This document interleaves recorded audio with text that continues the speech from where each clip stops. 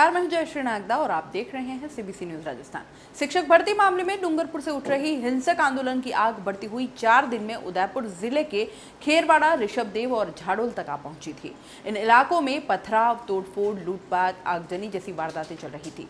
इस बीच जयपुर से 3 senior IPS अफसरों DG crime ML Lathar, ACB के ADG दिनेश MN और जयपुर कमिश्नर आनंद श्रीवास्तव को हेलीकॉप्टर से तुरंत उदयपुर भेजा गया। वे घटनास्थलों पर पहुंचे। इसके चंद घंटे बाद ही आंदोलन धीरे धीरे थमता चला गया। मंगलवार को इन इलाकों में बाजार भी खुल गए। अब बड़ा सवाल यही है कि 3 IPS के आने से पूरा दृश्य बदला या कुछ और कारण रहे। जानिए, आंदोलन थमने के बाद कुछ सवाल उठ रहे हैं, तो आइए देखते हैं क्या है इन सवालों का जवाब। भास्कर में छपी एक खबर के अनुसार लाठर ने कहा कि मैं IPS दिनेश MN व आनंद श्रीवास्तव रात 11 बजे डबोक एयरपोर्ट से सीधे खेरवाड़ा पहुंचे। सारे अफसरों को बुलाया और फोर्स भी बढ़वाई। उन्हें ब्रीफ किया कि आगे क्या रणनीति रहेगी, उपद्रवी भड़के तो क्या सख्त कदम उठाएंगे। जहां तोड़फोड़ कर उपद्रवी आगे बढ़ गए थे, वहां भी जाब्ता लगाया। प्रमुख जन प्रतिनिधियों के साथ मीटिंग्स की, उन्हें उनकी जिम्मेदारियां बताई। दिनेश MN ने बताया कि हम किसी के फेल्योर पर नहीं भेजा गया। उदयपुर पुलिस तो आधे से ज्यादा हालात पर काबू कर चुकी थी। IGP विनीता ठाकुर और IPS दीपक भार्गव फ्रंट पर डटे रहे। हमने उनके साथ मिलकर कॉमन स्ट्रैटेजी के तहत बात की, पुलिस का मनोबल बढ़ाया। आनंद श्रीवास्तव के अनुसार कांग्रेस, भाजपा व BTP नेताओं से कहा कि आप लोगों को मैसेज दें कि वे ऐसा काम न करें जिससे अशांति हो। साफ संदेश दिया कि अब उपद्रव हुआ तो कड़ी कार्रवाई होगी।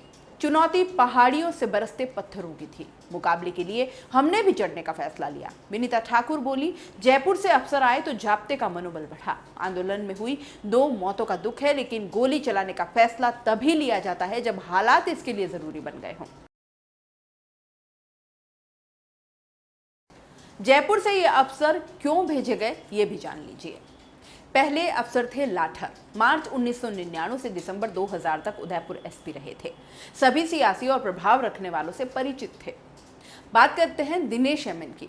अगस्त 2004 से अप्रैल 2007 तक उदयपुर के SP रहे। फरवरी 2007 में ऋषभदेव में ऐसे ही उपद्रव को बाखूबी संभाला। आदिवासी इलाके व लोगों से वाकिफ भी थे।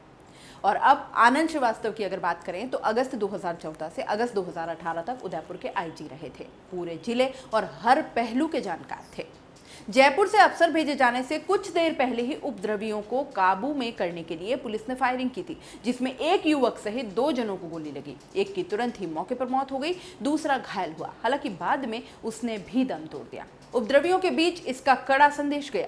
इसे भी उनके बैकफुट पर जाने का एक बड़ा कारण माना जा रहा है। दूसरा बड़ा कारण उपद्रवियों को थामने के लिए जनता का आगे आना रहा। पहले खेरवाड़ा, फिर ऋषभदेव में लोग लाठी, डंडे और पत्थर लेकर उनसे मुकाबले को तैयार हो गए। पुलिस के साथ उपद्रवियों को खदेड़ने के लिए पहाड़ियों पर भी चढ़ गए। उपद्रवियों का हौसला लड़खड़ाया। खेरवाड़ा में उपद्रव के बाद कांग्रेस, भाजपा, BTP के जनप्रतिनिधियों, अधिकारियों में बैठकें हुई। उपद्रव थामने पर मंथन के अलावा आंदोलनकारियों की मांगों पर भी विचार किया गया।